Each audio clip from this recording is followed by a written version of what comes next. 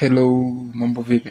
Na karibu katika somo la pili. Somo lililopita tuliangalia syntax.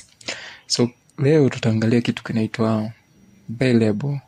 Of course somo lililopita tuliongelea syntax.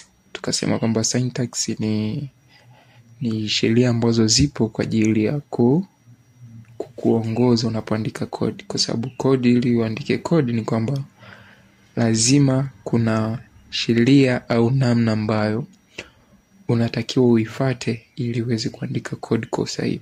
So leo tutaangalia kitu kinaitwa variables. So variable ni nini? Variable ni kwenye programming tunaita ni kitu, au unaweza kusema kifaa ambacho tunakitumia kuhifadhi data. So kama unavyojua programming au software yote ili ifanye kazi, basi kitu cha muhimu unachokihitaji ni data. So data zile ili ziweze kuhifadhiwa zinawekwa kwenye kitu kinaitwa variable. So leo tutaona jinsi gani ya kutengeneza variable. So twende kwa mifano kwa sababu ndo njia rahisi ya kujifunza. So tuseme kwa mfano tuna variable inaitwa x. Afu hii x tumeipa thamani ya 5. So tumeandika x ni sawa na 5. Maana yake tumechukua x tumeipa thamani ya 5. So tukijaribu kuprint na kuangalia kwenye x kuna nini, utagundua kwenye x kuna 5. Maana yake ni nini? Maana yake ni kwamba hii 5 iko ndani. So tuseme x ni kama mfuko, afu ule mfuko ndani yake tumeweka 5. So tunaposema print x, maana yake kilichomo ndani ya x ni nini? Ni 5. Ndio maana unaiona hapa 5. By the way, kwenye video iliyopita nilitumia Visual Studio Code na sasa hivi natumia Sublime Text. Of course sababu ya kuswitch ni kwamba mimi na record screen, yani ili nikufundisha hapa kwenye screen yangu, basi nahitaji ni record screen. So wakati na record screen niliona njia bora sahihi ya kurekodi ni kutumia Sublime Text. Of course kama unatumia Visual Studio Code ni nzuri. Visual Studio Code ni nzuri kwa kufanya kama hivi, kufanya practice hicho unachojifunza hapa. Ni nzuri na chaguo bora sahihi. So hii Sublime Text mimi natumia ni kwa sababu ya kufundishia, kwa sababu inakuwa ni nyepesi kwenye kurekodi. Tofauti na Visual Studio Code kidogo inasumbua. So ndo maana unaona nimeswitch, lakini sikuchanganye. Kitu ni kile nishaelekeza jinsi ya kurun code kwenye Visual Studio Code. So unachokiandika hapa kiandika kule pia kitakuwa ni vile sasa. So tuone. Okay, tumesema x imepewa thamani ya 5. So maana yake ndani ya x kuna value ya 5. Hiyo ndio variable kwa ufupi. So kuna sheria kadhaa ili iweze kutengeneza variable. Sheria hizi ni kama ifuatavyo. Kwanza, unapoandika variable mara zote kumbuka jina la variable lazima liwe wanasema yani liwe ni unique. So kwa mfano x hiyo tunaloandika hapo, tukisema tuandike tena x nyingine lakini tukaandika kwa herufi kubwa, tukasema x ni sawa na 10, hapo utagundua nimeandika x na hapa x, lakini ukifuatilia kwa kiundani utaelewa hii ni x ndogo afu hii ni x kubwa, na nimekuja kuprint x ndogo. So jibu litakuwa ni ile of course. Jibu litakuwa ni ngapi? Ni 5. Lakini tukiprint x kubwa jibu litakuwa ni 10. So unaelewa kwamba unapoandika variable, ikiwa itakuwa kwenye herufi ndogo na ile kwenye herufi kubwa, ni variable mbili tofauti kabisa. So cha kuelewa ni nini? Cha kuelewa ni kwamba unapoanza kutengeneza jina la variable, elewa kabisa jina la variable labda inaweza ikawa age, labda hapa tukaandika hapa pia tukaandika age kwa herufi kubwa.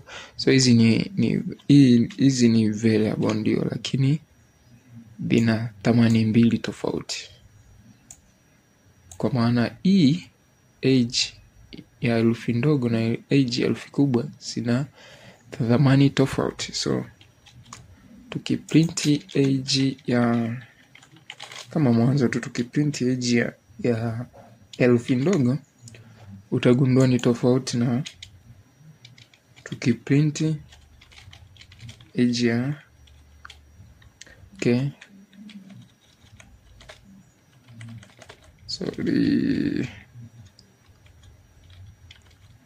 tukija tukaprint tena hapa tukasema print age, maana tutapata value mbili tofauti, tutapata 10 na ngapi na 5. Maana hizi ni variable mbili tofauti kabisa. So hiyo ndio sheria ya kwanza, kwamba unapoandika variable zingatia herufi. Yani variable yenye herufi kubwa na herufi ndogo ni variable mbili tofauti. Hiyo ni kwa ufupi. Na chengine, unapoandika variable usianze na namba. Kwa mfano nikisema age 1 afu na hapa nikaja nikaandika age 2, tukirun hizi code tutapata error kwa sababu hamna kitu kama hicho, hamna variable inayoruhusiwa kuanza na namba. So namba unaweza ukaweka, lakini ukaweka mwishoni. Kwa mfano hapa nikiweka age 2 na hapa nikiweka age 1 afu hii nikaitoa nikirun, utaona zimeenda.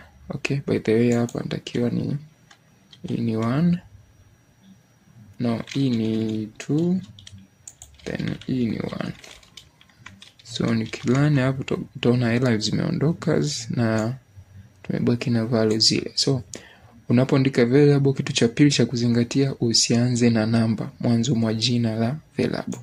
Kitu kingine ambacho nataka kwa sasa ukielewe ni kwamba unapoandika variable, let's sema kwa mfano umeandika variable inaitwa first name equal to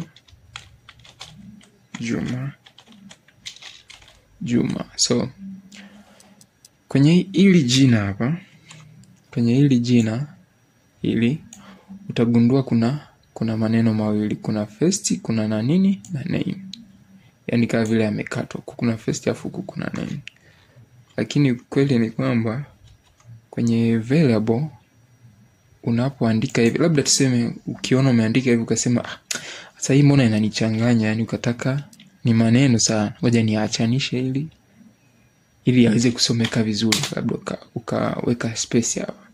So ukija ukaprint hapa ukasema print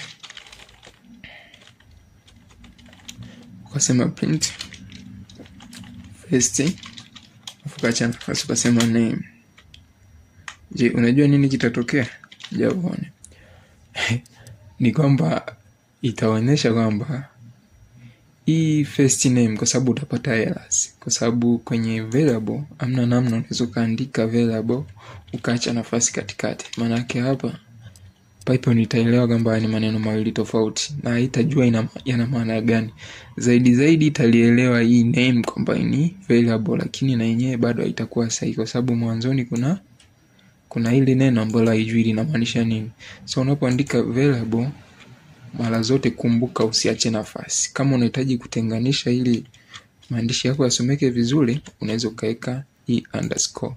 So ukiweka underscore afu kaja kalani hapa, utagundua error inaondoka na unapata ile value ambayo ni sahihi. So njia rahisi ya kufanya variable yako kama inaunganisha jina zaidi ya moja au mawili, majina mawili ikiwa inaunganisha jina zaidi ya moja, so unaweza ukayachanisha kwa underscore, usiweke space kwa sababu sio sahihi. Lakini pia kama hautataka kuweka space, kuna njia nyingine, unaweza hii name ukaanza na ili neno la pili ukaanza na herufi kubwa. Maana yake first ukifika kwenye herufi kubwa hapo unajua neno la pili.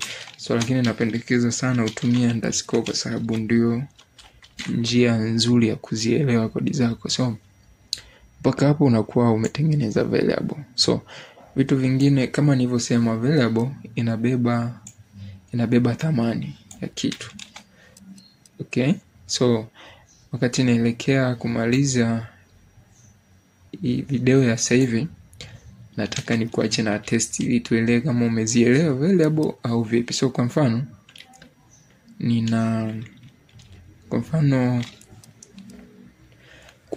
nina variable, okay, hizo za age 1 na age 2. Nikasema hivi, print